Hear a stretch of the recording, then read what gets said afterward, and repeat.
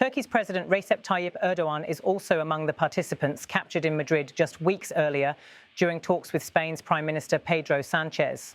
His attendance underscores Turkey's strategy of bridging East and West, while signalling Ankara's readiness to deepen economic and security ties with Asian partners.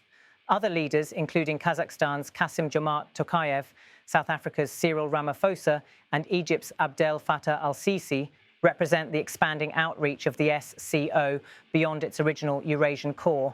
Together, they give the impression of a bloc that aspires to rival Western institutions in scope and legitimacy. Still, the summit is unlikely to produce dramatic policy breakthroughs. Decisions within the SCO require unanimity, and with members as divided as India and Pakistan, consensus on contentious issues is rare. Instead, the value lies in the spectacle, the optics of leaders gathering, the speeches delivered, the bilateral meetings staged on the sidelines. For China, the message is clear. By hosting the largest SCO summit in its history, Beijing underscores its centrality in the shifting geopolitics of Eurasia.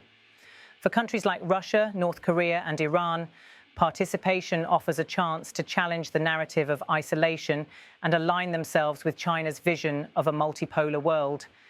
Every handshake and group photograph carries symbolism.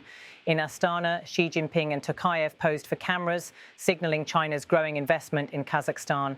In Kazan, Putin and Xi were photographed together with Ramaphosa and al-Sisi during a BRICS Plus event, highlighting the overlapping networks of emerging powers. The SCO summit is, in this sense, not only about formal agendas, but also about projecting a worldview.